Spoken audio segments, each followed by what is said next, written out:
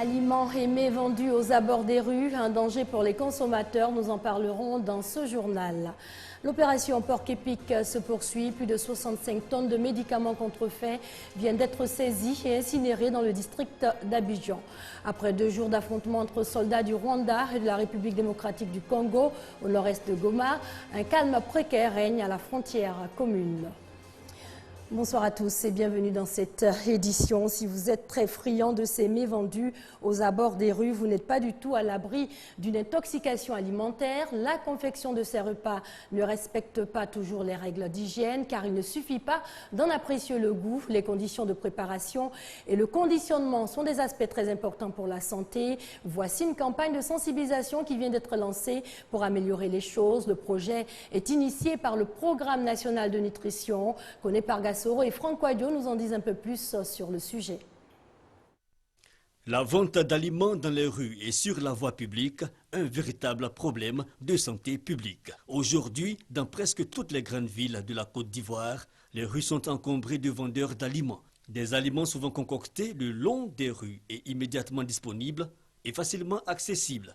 Pour certains usagers, ces aliments sont à l'origine de plusieurs maladies. Vendre des aliments dans la rue n'est pas une bonne chose. Aujourd'hui, vous voyez qu'on a des maladies qu'on ne peut pas expliquer. Voilà, un jeune, rien du tout, qui a insuffisance rénale, qui a cancer et autres, là ça s'explique.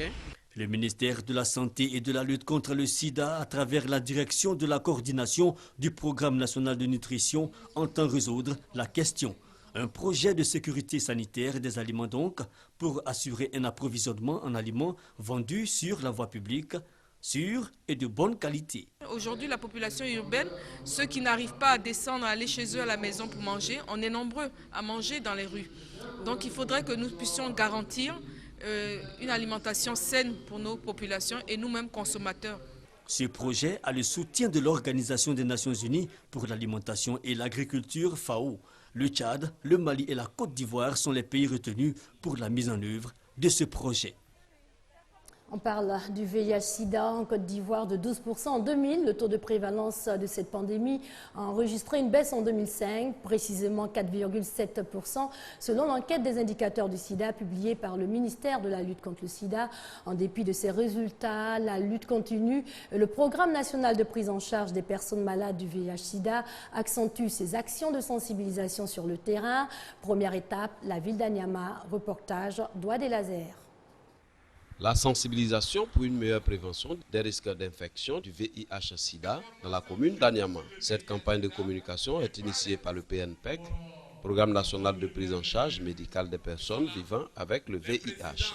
En 2014, selon l'Organisation mondiale de la santé, plus de 87 000 personnes sont affectées par la maladie en Côte d'Ivoire. La directrice générale de la lutte contre le sida au ministère de la Santé, Joséphine Kounombo Diabaté, invite les populations d'Anyama à se faire dépister et à ne plus avoir peur de la maladie.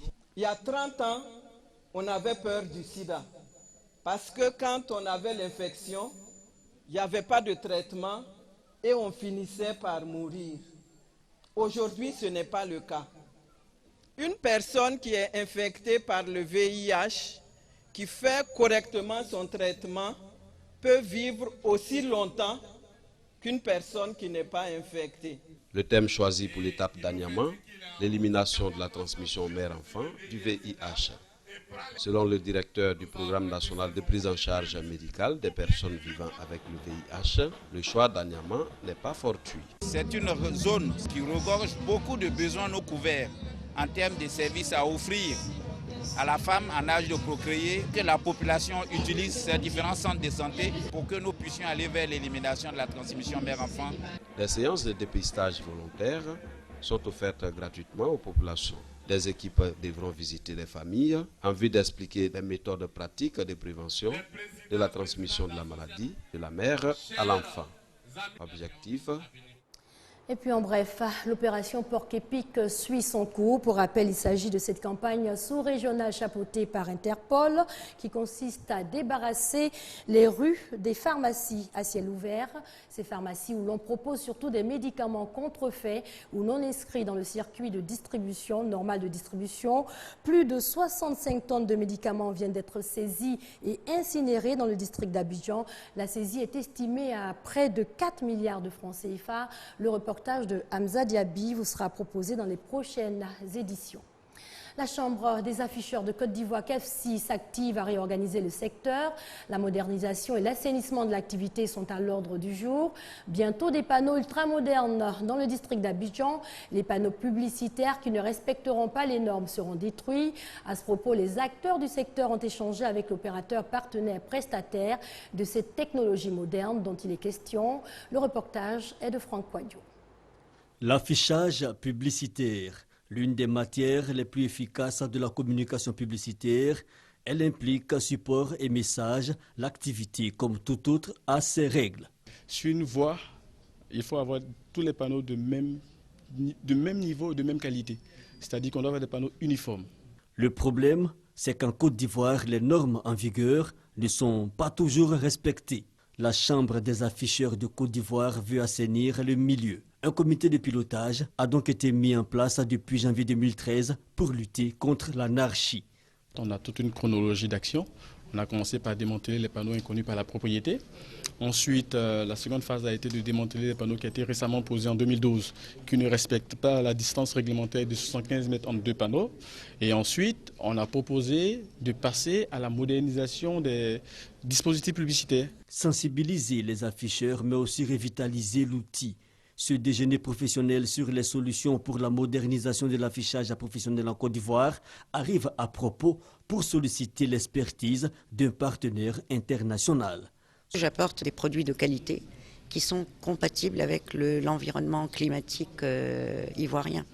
Des écrans LED qui puissent être par exemple interactifs ou qui puissent être tout simplement dans une application outdoor qui est proposer des images ou des vidéos ou des différentes publicités. Donc. Bientôt des panneaux de type LED ou LCD, économiseurs d'énergie sur l'ensemble du district. Le paysage de l'affichage publicitaire veut se mettre ainsi au goût de la modernité en Côte d'Ivoire. Direction à présent le centre éducatif de zone 4 où l'excellence a été célébrée. En plus des diplômes d'honneur, les élèves les plus brillants ont reçu des kits scolaires. Doigts des lasers. Après 9 mois d'études et de dur labeur, les enfants du centre éducatif de zone 4C, dans la commune de Makori, célébraient pour leurs brillants résultats scolaires. Des kits scolaires composés de livres et de cahiers leur ont été remis en guise de reconnaissance du mérite. Moment festif, mais aussi une occasion de faire des doléances aux autorités pour la bonne marche du centre. Le centre, il est vétuste, donc il faut vraiment le réhabiliter. On a énormément besoin de soutien en vivre et en non-vivre. On a aussi besoin d'être équipé d'une bibliothèque pour donner le goût de la lecture aux enfants. Je dirais aux pensionnaires d'être sages à la maison.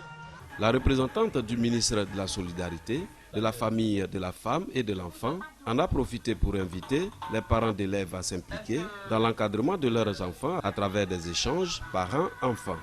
Certains rentraient avec 4 de moyenne, 3 de moyenne, et sortent à la fin de l'année avec 13, 14, 15, même 18 de moyenne.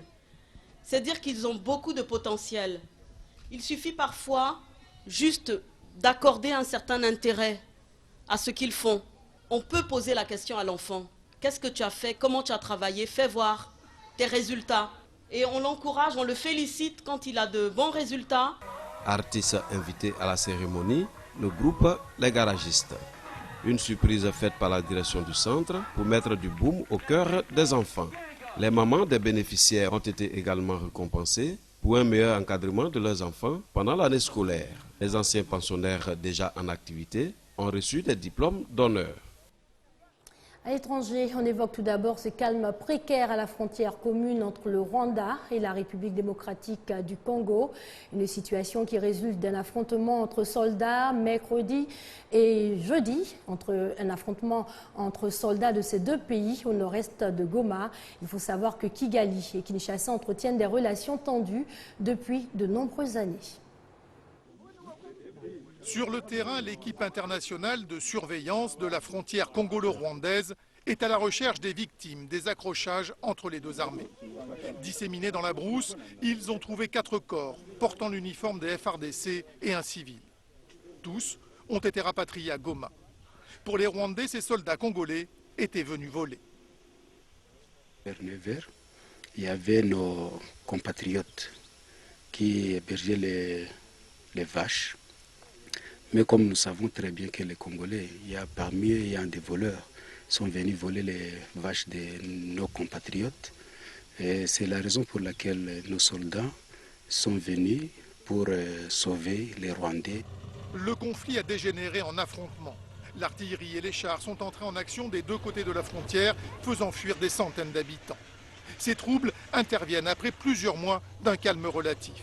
Kinshasa reconnaît la perte d'un soldat. Selon le porte-parole du gouvernement, ce soldat aurait été kidnappé sur la frontière et exécuté par les Rwandais. Ils ont abattu le caporal Baïsilo en public et se sont arrangés pour que les soldats congolais voient cela. Donc provocation sur provocation, ce n'est pas une bavure, c'est quelque chose d'intelligent, de pensé et nous voulons vraiment que ça s'arrête. Pour Kinshasa, le Rwanda voudrait faire échouer le désarmement des rebelles Hutus, FDLR, qui leur servent de prétexte pour intervenir en RDC. Après 2 jours de tension, la situation est redevenue calme. Les belligérants s'observent de loin. En bref, concernant la lutte contre la secte Boko Haram, la communauté internationale reste mobilisée. Les puissances occidentales et des pays africains se sont entendus hier à Londres sur une série de missions destinées à réprimer la secte Boko Haram et libérer les lycéennes nigérianes enlevées. Les accords ont été conclus à l'issue d'une rencontre ministérielle sur la situation sécuritaire au Nigeria. Au sujet de l'Irak, après avoir renforcé leur emprise sur les territoires conquis, les djihadistes se rapprochent de Bagdad. Les combattants du groupe radical sunnite de l'État islamique en Irak et au Levant progressaient aujourd'hui sur 3 axes vers Bagdad. L'ONU, qui s'inquiète des exécutions sommaires, appelle à un dialogue urgent sur l'Irak. Les États-Unis, eux, n'excluent pas des frappes aériennes pour régler le problème. Tirs de joie et cris de victoire dans les rues de Mossoul devant une foule de curieux encore abasourdis par les événements. L'État islamique en Irak et au Levant diffuse désormais les images de sa propre guerre contre le pouvoir central de Nour el-Maliki.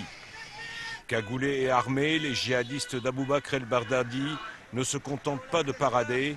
Ils étaient signalés vendredi dans des combats à Bakouba, à une 60aine de kilomètres de Bagdad, forçant le gouvernement à annoncer un nouveau plan de sécurité pour protéger la capitale. L'État islamique vivra et s'étendra par la grâce de Dieu. Autre image déstabilisante pour la communauté internationale, celle de ces mêmes djihadistes à la frontière avec la Syrie, clamant la fin des accords Sykes-Picot qui avaient consacré il y a un siècle le partage de la région entre Français et Britanniques. Prise de court par la poussée islamiste, les Nations Unies ont réaffirmé à l'unanimité leur soutien au gouvernement et au peuple irakien face au terrorisme, mais appelé également à l'ouverture d'un dialogue national. Même souci pour le président américain de voir les communautés chiites et sunnites assurer la sécurité de tous. Je pense qu'il est juste de dire, après consultation avec les Irakiens, qu'il y aura à court terme des choses à faire militairement et notre équipe de sécurité nationale regarde toutes les options. Mais ceci constitue un coup de semonce au gouvernement sur la nécessité d'un volet politique. Pour le moment, dans la ville sainte de Kerbala, une foule de volontaires a commencé à s'inscrire sur les listes de conscrits. Un début de réponse au grand ayatollah Sistani, plus haute autorité religieuse chiite du pays, qui a appelé les Irakiens à prendre les armes contre le groupe radical sunnite. Mondial 2014, deuxième journée aujourd'hui et premier match de la compétition d'une équipe africaine. Le Cameroun qui était face au Mexique a été battu 1-0. Les éléphants, eux, entrent en scène dans la nuit de samedi à dimanche à Recife. La sélection ivoirienne qui affrontera le Japon précisément dimanche à 1h du matin. C'est la fin de cette édition. Merci à vous de nous avoir suivis. Excellente soirée sur les antennes de la RTI, la marque du service public.